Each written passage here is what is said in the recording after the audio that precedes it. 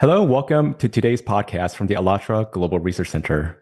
My name is John An, and I'm your host. So, micro nanoplastics are being detected in more and more places in the air we breathe, the water we drink, and the food we eat. And yet, scientists still face one of the most fundamental challenges in this field. That is, how do we accurately detect and measure particles that are often too small to see? Today, we're joined by Dr. Balaji Rao, Assistant Professor of Civil, Environmental, and Construction Engineering at the Texas Tech University. Dr. Rao specializes in contaminant fate and transport. It's essentially understanding where pollutants come from, how they move through our environment, and where they ultimately end up. His research focuses on identifying and characterizing micronanoplastics in complex environment samples, including stormwater, sediments, and biosolids. And he's helping us address one of the most critical questions the researchers face. How can we ensure that the measurements we make are trustworthy? Today, we'll explore the challenges of measuring micronanoplastics, the pathway these particles take through our environment, and new technologies that may help us understand better their potential risks. So, Dr. Rao, welcome, and thank you so much for being here with us today. Thank you, John. It's a pleasure to be here. So before we dive into micronanoplastics, I want to start with your own journey. So I want to know, how did you find your way into the environmental engineering, and what sparked your interest in understanding what happens to pollutants once they enter our environment? Yeah, it's a great question, and I would say that it was not an intentional pathway for me to explore environmental engineering and in fact do a PhD in environmental engineering. I grew up in southern part of India in a big city called Chennai, and I did my bachelor's in chemical engineering and worked in a oil refinery, a petrochemical refinery, in fact, which is now one of the largest, or probably even the largest petrochemical refinery in the world. And so I never had an intention to do environmental engineering. My first exposure to plastics was in the petrochemical engineer company, where there was a polypropylene unit that was making polypropylene pellets. But I never envisioned, I would end up in environmental engineering. I did work in the refinery for about 3 years, and then I decided to do my higher education. I came to West Texas at Texas Tech University. I did my master's in civil engineering, followed by a PhD in civil with focus on environmental engineering. At that time, my research area was focused on characterizing a thyroid hormone disruptor called perchlorate, which was used in rocket fuels as ammonium perchlorate. And the research was about, whether the perchlorate that we find in the environment is primarily due to these manufactured uses, or is there an alternative source? And it turns out that there was a natural source of perchlorate that is likely formed in our atmosphere and deposited in the terrestrial environment. So it was a very interesting direction that the research took, which was not what we expected. And following my PhD, I did a postdoc in Oak Ridge National Lab. There is a bit of history in Oak Ridge National Lab. It is the place where the uranium was extracted for the first atomic bombs. One of the processing that they were using was mercury to separate these isotopes. And mercury is a neurotoxin, and if it's not disposed properly, it will end up in the environment. And that's what we saw in that location. And I switched gears from perchlorate into looking at a more classic contaminant, mercury, and how it moves through the environment. And I don't know if you've been to that part of Tennessee, but it's a very ecologically sensitive place with a lot of streams and lakes. And so mercury tends to kind of stick to the environment, move across these biological compartments, move up in the biological trophic levels, bioaccumulates in the environment. Kind of a segue to what happens when microplastic is released to the environment, likely. And so what I was working on, how mercury moves to the environment, how can we better detect some of the transformation process this mercury undergoes that involve development of novel analytical techniques to characterize this. Eventually, I got an opportunity to move back to Texas Tech, focused not only on addressing the problem of contaminants, transport, and fate in the environment, but also how do we mitigate it? And that's what got me really excited to come back to Texas Tech. This is not a typical path that the researcher takes. You don't generally come back to your alma mater, but that was an opportunity that I couldn't miss. And I was focused on how do we mitigate contamination, particularly in water systems and in sediments. And one of the projects that we were working on, and I can talk about that in more detail, was stormwater from urban industrial environments, how they can carry pollutants in the particulate matter in the stormwater and how they could end up in the sediments. And that was my initial introduction to characterizing microplastics. The original focus was on characterizing contaminants such as mercury, polycyclic aromatic hydrocarbons, which are typically found in these stormwater matrices. But at that point, there were some interest in characterizing what we call as emerging contaminants that included microplastics and PFAS, which is also called as forever chemicals, in stormwater samples. And we started exploring and adapting our analytical techniques to characterize these emerging contaminants. And that was my introduction to microplastics.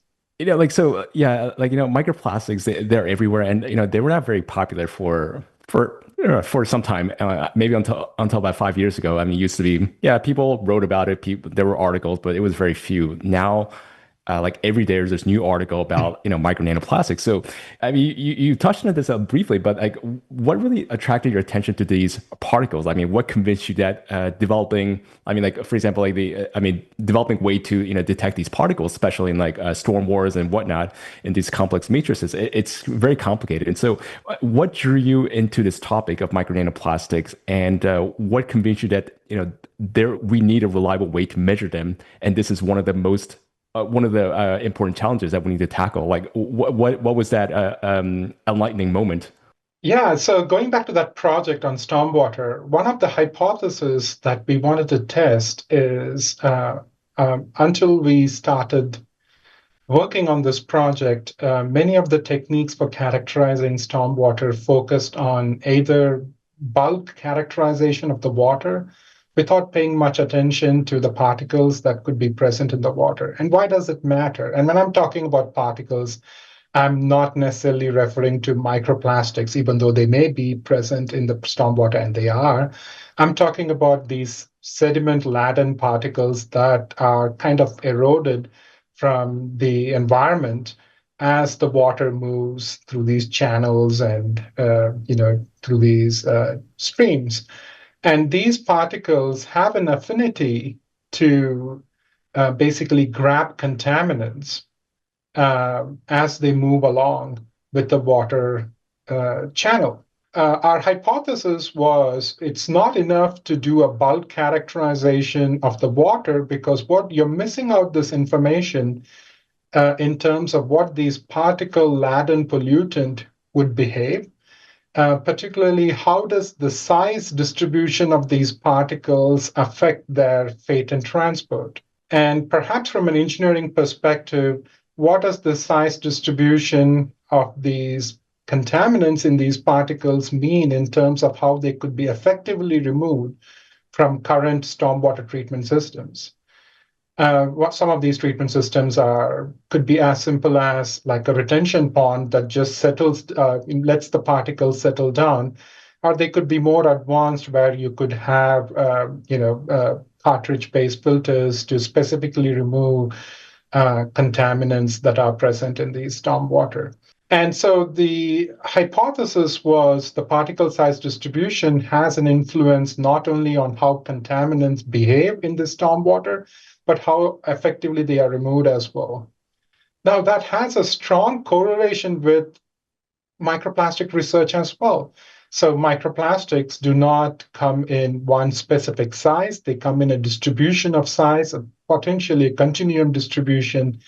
And that could affect how they move in the environment, as well as how they are removed by current technologies that may not be specifically designed for microplastic removal, but they may still be removing some of these microplastic material. Long story short, what we did find is the coarser particles that are typically greater than 20 microns, irrespective of whether it's microplastics or background sediment material, they tend to be effectively removed by these stormwater control measures, which is the good news. The not so good news is those smaller microplastics and potentially nanoplastics and these nanoparticles are likely not removed by these treatment systems. So we need to start thinking about developing better engineered systems to remove these particle sizes. Yeah, great. So yeah, we're talking about these particle sizes, and like maybe sometimes confusing to a lot of people. People talk about microplastics, nanoplastics. So before we go deeper into micro nanoplastics, I mean, let's start with the basics. I mean, like, so these terms, micro nanoplastics, they're discussed together, and again, like they're not exactly the same thing, right? So for our listeners, who may not understand this difference, like, why? So first, what is the difference between the two, between micro and nanoplastics? And second, why is detecting the nanoplastics more difficult than its counterpart, the microplastics? So yes, the general definition of microplastics has basically an upper limit and a lower limit. The upper limit is well defined. It's defined as any plastic particle that is at or less than 5 millimeter in size. Any of its dimension is 5 millimeter or less, then it disqualifies as microplastics. Now, where nanoplastics begin technically is any particle that is less than 1 micron or 1,000 nanometer would fall under nanoplastics. So that size is important because when you compare this with the wavelength of light, green light is around 450 to 500 nanometers. That determines what we can see. And microplastics, the larger microplastics, this is like something around millimeter size to these larger micron sizes. For instance, our human hair is about 100 micron. We can certainly see those particles.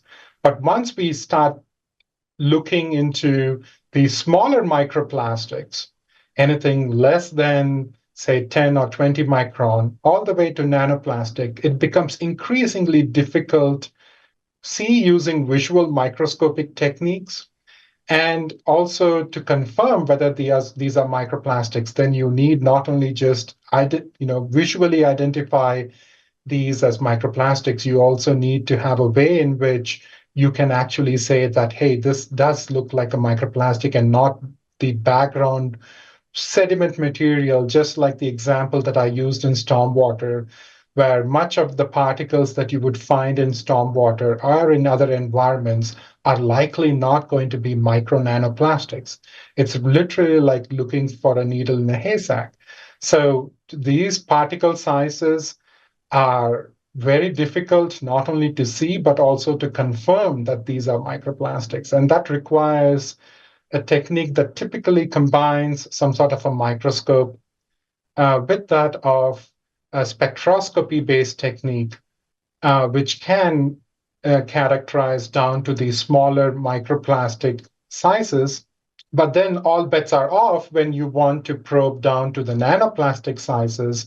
Some agencies tend to indicate that the lower size for micro nanoplastics is all the way down to 1 nanometer, which currently we do not have techniques that can characterize environmental nanoplastics down to that really small nanometer sizes.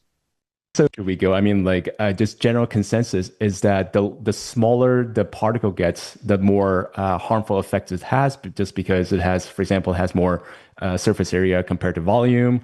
And it's not just identifying these particles, but you're also the measurement is also complicated by the fact that you're identifying these in a very complex matrices, like biosolids and in human bodies. So could you also walk through like what the procedures like, what the limit, again, what the limitations are? Can you give us more details how these are measured and what the challenges are? That's a great question. So I would say that the challenges depend on what matrix you're looking at. Drinking water is a relatively clean matrix.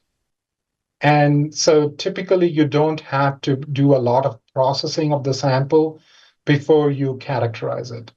So I would compartmentalize detection techniques into three different stages. One is the sample processing stage that includes sample collection and how we process the sample. How do we load these samples that potentially contains these microplastics onto a platform? Typically, we would use a filter to load these microplastics or to separate it from the water and other constituents that are present in the environmental sample. And then you have the analytical technique that actually detects and identifies these micro nanoplastics. And then you have a post-processing techniques where you get these signals and these spectra, as you will, from these analytical techniques, and then you match it with an existing library of some sort. And then you say that, oh, this looks like a polypropylene, or this looks like a polyethylene, and so on. So all these different stages comes with its own challenges. When it comes to a simple matrix, I call it a simple matrix from an analytical perspective, like drinking water, the initial sample collection processing stage, the only thing you have to be mindful of, the sample does not come into contact with any plastic material. You use non-plastic material to collect the samples, and you use apparatus such as vacuum filtration apparatus to load the samples onto a filter that does not have plastic materials. So more often than not, that's the main concern with that. But when we talk about more complicated samples in the other part of the spectrum in environmental samples like biosolids or sediments, you also have to deal with really large amount of other constituents that are present in the sample, like organic matter, sediment particles, inorganic particles that, from just visually may even look like potentially some microplastics, or microplastics could be embedded in them, so you can't really see them. So it's not only enough to properly collect these samples, but these samples may have to undergo some sort of what we call as digestion techniques to remove these background material that are not plastic, and then potentially apply some sort of a physical separation techniques like density separation to concentrate these microplastics that are present in these samples. And then you go to the stage two, where you start applying the analytical technique, which is common for all these different matrices. And then you also have to then deal with the post-processing, where you have to compare it with libraries and so on. So during this entire process, what you come across is, as the sample complexity increases, you need to really adapt your techniques to minimize interferences, minimize contamination, while also making sure that the analytical techniques and the post-processing techniques can be validated across different labs. That is part of the current issue with analytical characterization of microplastic. Is if I take the sample that I collect in Lubbock, if I send it to Washington, to another lab, and ask them to characterize microplastics, and I characterize the same sample in my lab, it's likely that we come with completely different results, depending on the techniques that we use, depending on the processing methods we use, the digestion techniques we use, the analytical techniques we use, and the post-processing applications that we use for these samples. So So is that why different groups get different results? I mean, you have sometimes like, oh, it's the same sample, but are they getting different results because of they have different digestion procedure or they're using different techniques? Is that why some of the groups are getting different results, even though they're sort of looking at the same samples? absolutely, and that is part of the problem which the analytical community is trying to address. And they are starting with something that's relatively easy to deal with, the low-hanging fruit, yet more important uh, exposure route, which is the drinking water. So the drinking water is relatively less complex, and there's been a recent interlab study, it's published out there, where they show that the size matters when it comes to confidence across these multiple labs in coming up with the same results, in other words. So particle sizes that are microplastics, particle sizes that are less than, say, 20 or 50 micron, all bets are off when it comes to characterizing these plastics and validating the results across labs. But those larger microplastics, there seems to be a lot more confidence across the lab that as long as we follow these specific protocols, we should end up with the same microplastic distribution and those results like, X amount of polypropylene and Y amount of polyethylene, they seem to match across the labs. But when the particle sizes are lower in the smaller microplastics, I mean, certainly nanoplastics, then all bets are off. You may get completely different results among the labs. There is too much variability among the labs to say that, okay, this is what we would see in the sample. And so for those small particles, I mean, I mentioned earlier that like in just a general consensus should be it seems to be that as the particle gets smaller and smaller, it gets more toxic, but it's even harder to detect. So what is needed? Do we just need a standards method that really works, that's proven? Like or do we just need a better like instruments? A better instrument needs to develop. Like what is needed to detect those like very small nanoparticles, which are very toxic to humans and and their living organisms? We do need a lot more of these kind of interlab studies because there were some interesting conclusion from these interlab studies and recommendations on how we can improve in characterizing these really smaller microplastics and nanoplastics. And what we need is more research efforts, starting with more funding, on how we can, work together and develop more standardized and validatable methods, particularly for these smaller microplastics and nanoplastics. And that starts with, the scientific community kind of working together across different research groups, not working in silos, that you would often see papers that even in drinking water, everyone seems to use different methods. And so, it's very hard to compare results from these different research papers.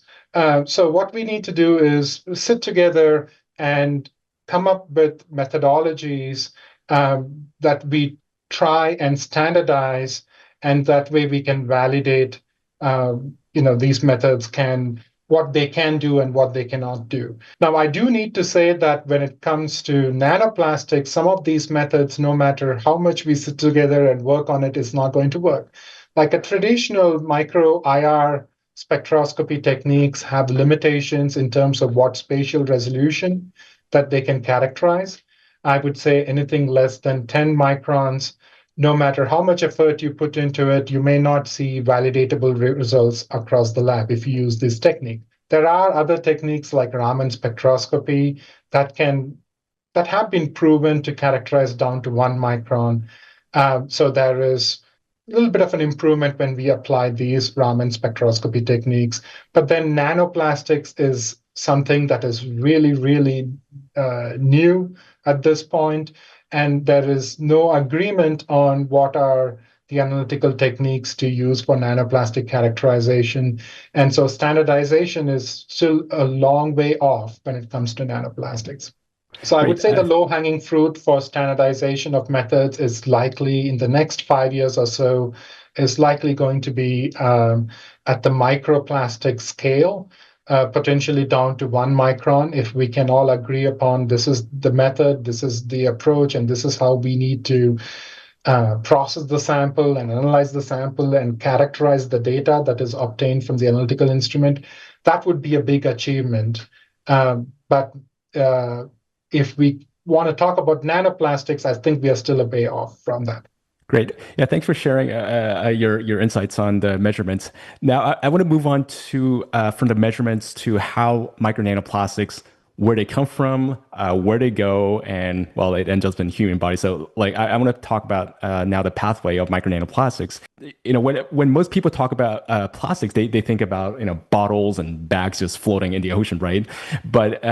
But many of the largest sources of micro nanoplastics, they come from like everyday activities that people rarely talk about. And what are in your opinion, like what are some of the most important sources of micro nanoplastics that people might not realize they're really contributing to this problem? You're right. So the major sources are, obviously there are plastic materials that we come across on a daily whenever we go to, drive around the road, you see these plastic bags kind of flying across. And so one wonders what happens to these plastic materials because these are designed to be durable.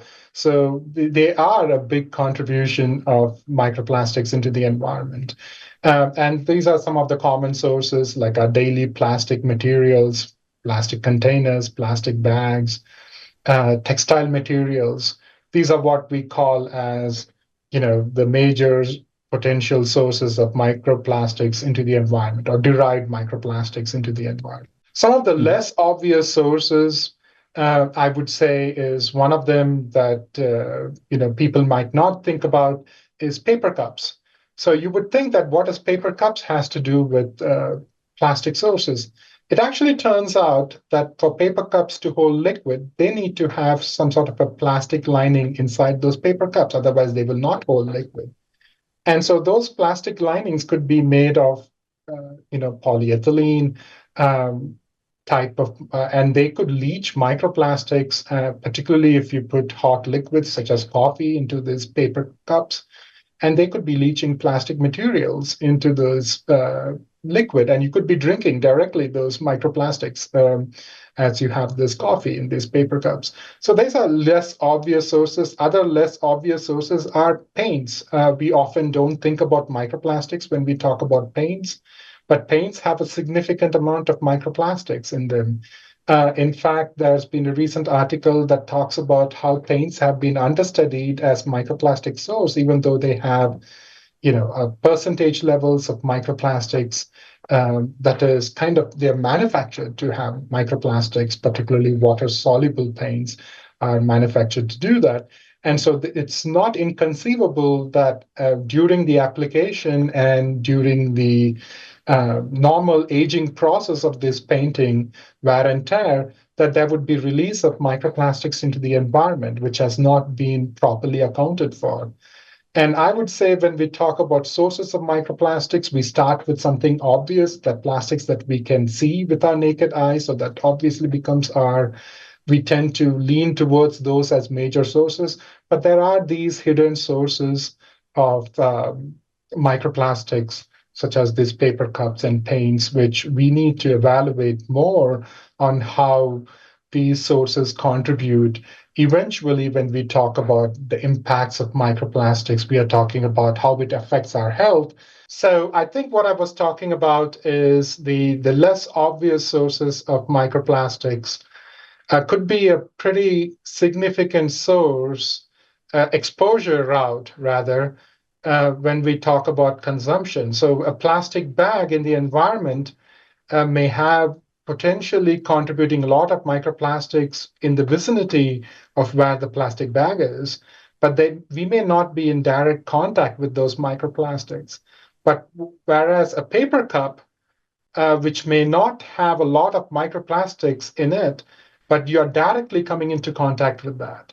In other words, it's not just about what is the total source of these microplastics in the environment, how we come into contact with these different microplastic sources is equally, if not more important, when we talk about the impacts of these microplastics. Yeah, so you're alluding to, okay, there's a source of micronative plastics, and of course, they don't just stay in one place. They move around, they go, everywhere.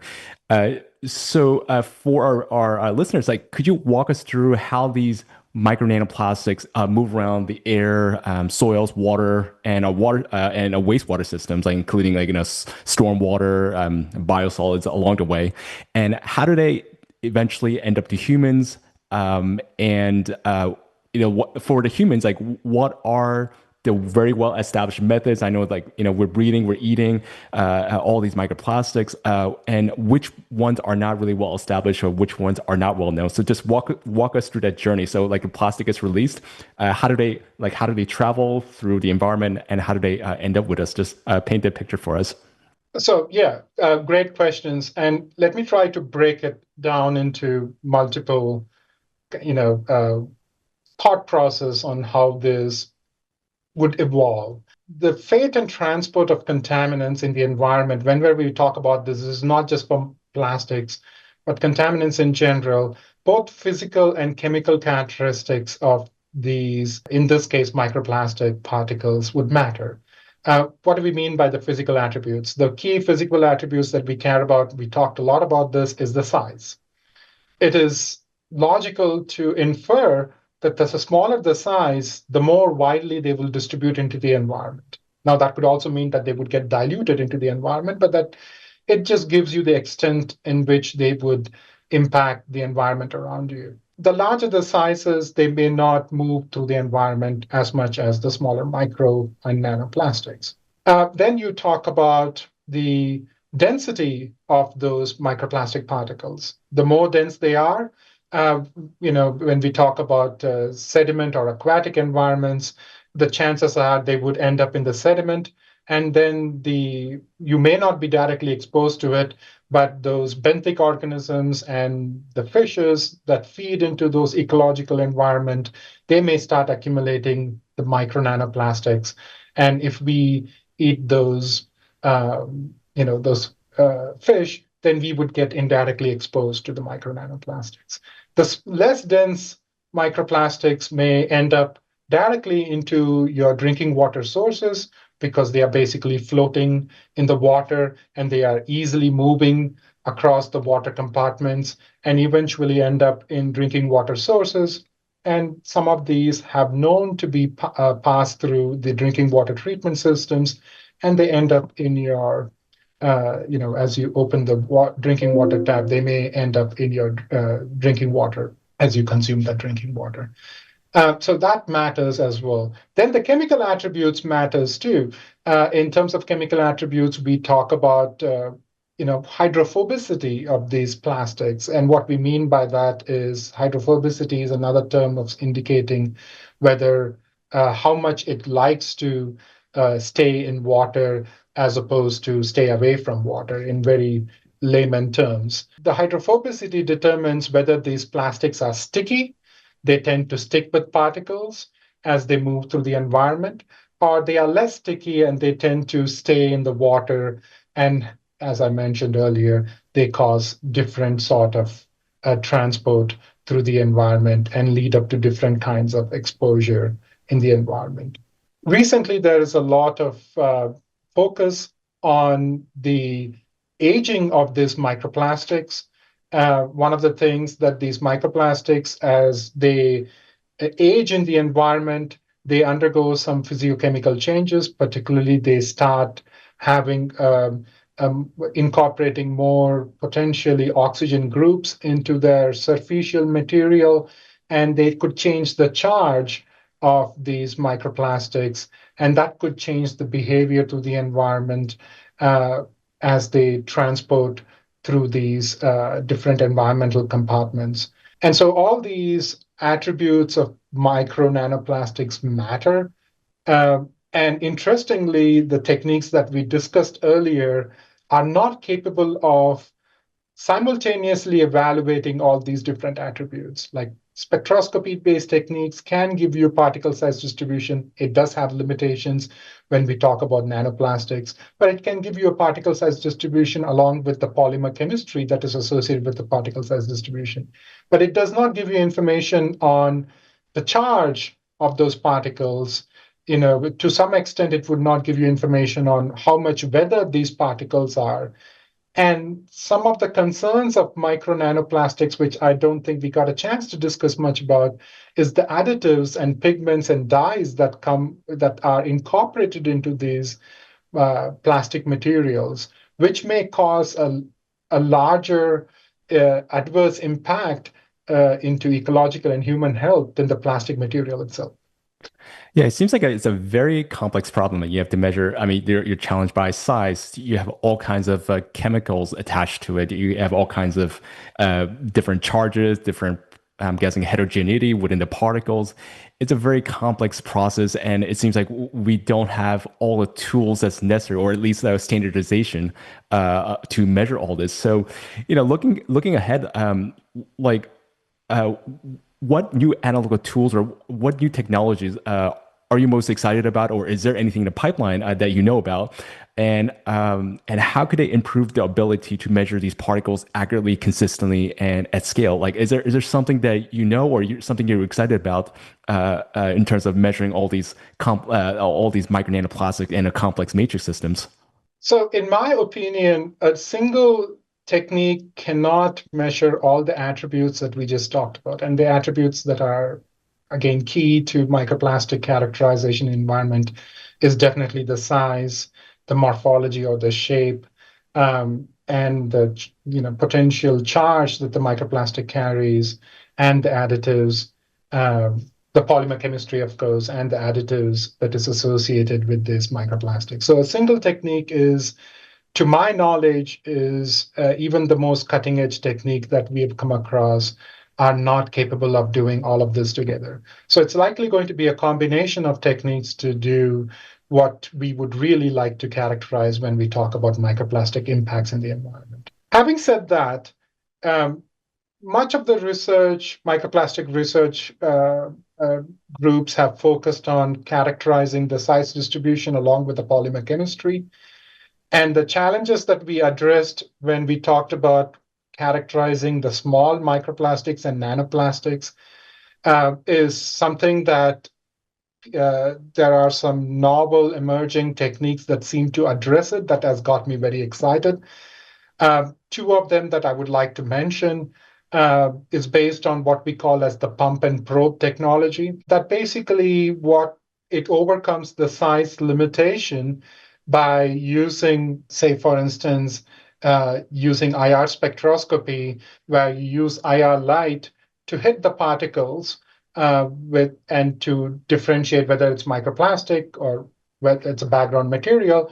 But you still have the spatial limitation. You overcome the spatial limitation by using a probe, which could be a visible light, which has a much smaller wavelength. So in general, the smaller the wavelength, the smaller the particle size you can see. That's why we use X-rays to look at really atomic scales, because X-rays have really small wavelengths. So you can look into these really nano and atomic scales.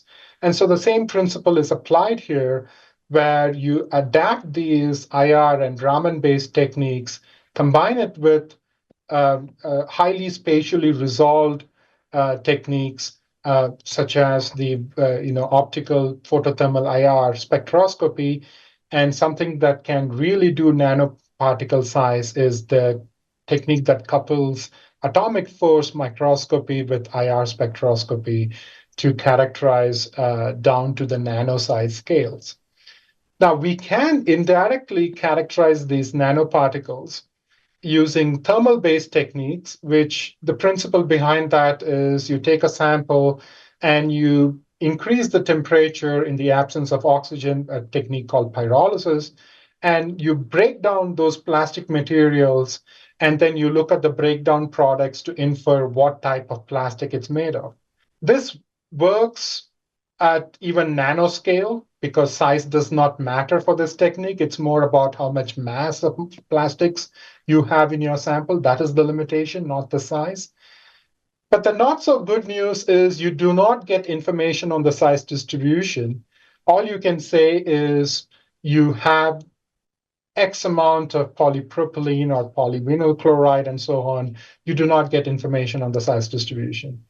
And so that is a catch-22 situation that we are dealing with when it comes to characterizing these different attributes of both the micro and nanoplastics. And at this point, I don't see a single technique doing everything that we want from these characterization activities. It's likely going to be a combination of techniques. I don't know. I think what we need is a standardized method, and it looks like we do have, or at least we have some idea how to measure even like smaller particles, and like in order to have a standardized process with the right techniques, how do we get there? I mean, how do we move towards having a standardized solution so that whenever we read from papers to paper from different research groups, we have the data that is reliable, that is reproducible. How do we get there? That is an excellent question. I have thought about this for quite some time now, and I don't think there is a perfect answer to this. And coming back to drinking water, which is where many of these validation studies have focused on, they have found out ways in which they can make standard samples embedded in pellets that they could basically, you put those, it's a mixture of plastic material of known size distribution that is in this pellet that is dissolvable in water. And you can put that pellet into the water, and then you create this sample that contains this mixture of microplastics.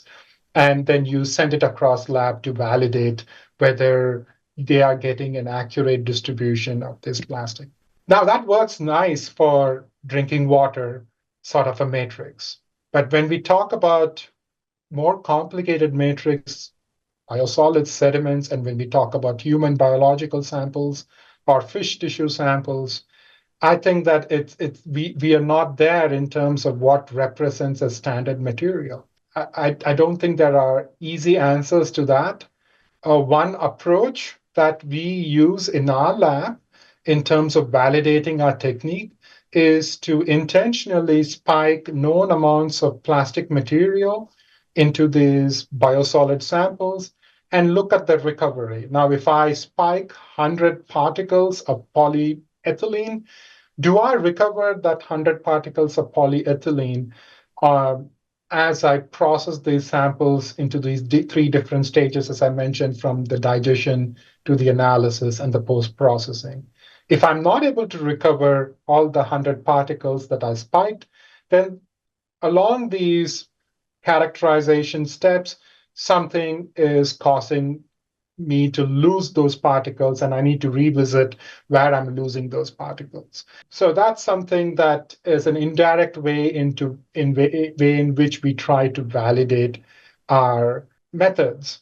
Now, I know NIST is working into, which would be the National Institute of Standards and Testing. They are working into developing materials that contains known amount of microplastics that mimics these environmental matrices, and using those standard materials, then the labs can validate whether their techniques are capable of characterizing these microplastics.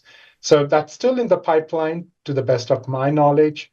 But once these materials are available, I think this will really be helpful to the microplastic research community.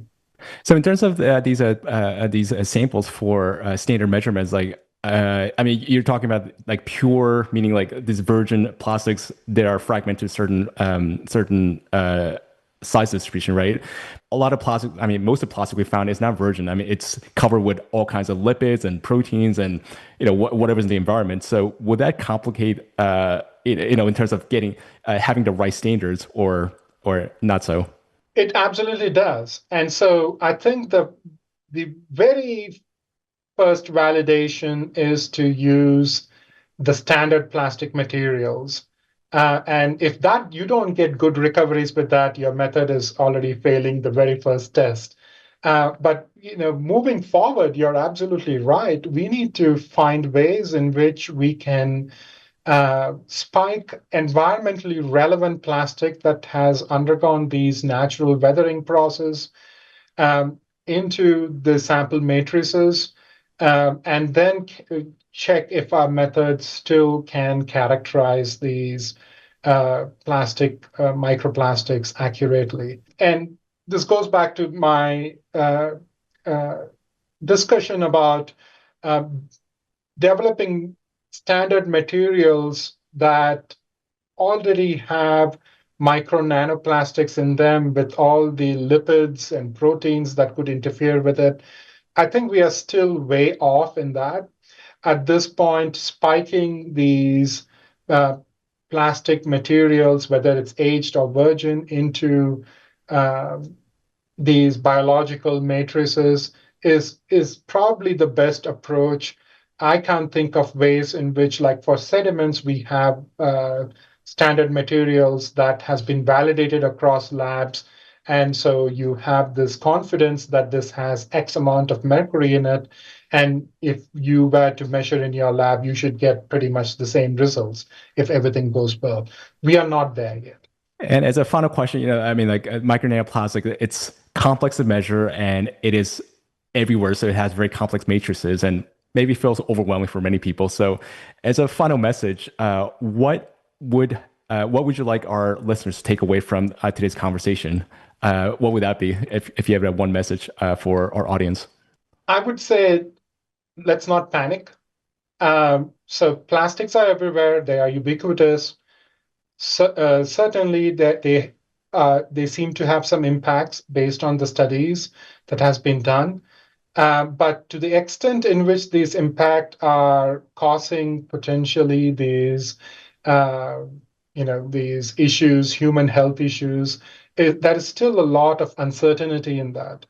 And much of the uncertainty stems from bulk of our discussion here in this podcast, which is analytical methodology to accurately characterize microplastics, not only in the environment, but also within our bodies. It is still an evolving research. I would take it with a grain of salt. Whenever you come across newspaper reports or research articles that talk about um, you know, there is a spoonful of plastics in an average human brain. The chances are there are some plastics in your body, but to what extent you're affected by those plastics and what do they mean in terms of your health issues, there is still a big question mark on that. And so we don't have to panic, but do need to be mindful of plastic pollution. And I would do the things that you have control over, like for instance, avoid plastic materials, don't use plastic containers, certainly don't heat plastic containers, avoid paper cups that are lined with plastic materials. So these are the kind of things that you can do right now to minimize your exposure. And as the science and technology evolves in microplastic characterization and mitigation, hopefully we reach a point where we are able to minimize, if not eliminate, the adverse impact of plastic exposure in the environment and in human health. Yeah, thanks so much, Dr. Rao, for your message, and thanks for being here with us today. And you really helped us understand one of the biggest challenges in micro nanoplastics, and that is how to accurately detect and characterize these tiny plastics as they move through our environment and ultimately reach us. So, thank you very much, Dr. Rao. And Thank you very for our much. And I appreciate the time taken to have this podcast. Yeah, and so thanks a lot again. And for our listeners, thank you for joining us. And if you'd like to explore today's topic more in depth, you'll find the links to Dr. Rao's work, along with ALLATRA Global Research Center's review, the report called A Nanoplastics, a Systemic Risk Analysis for Human Health, Ecosystems, and the Environment. And they'll be in the description below. So thank you for listening, and until next time.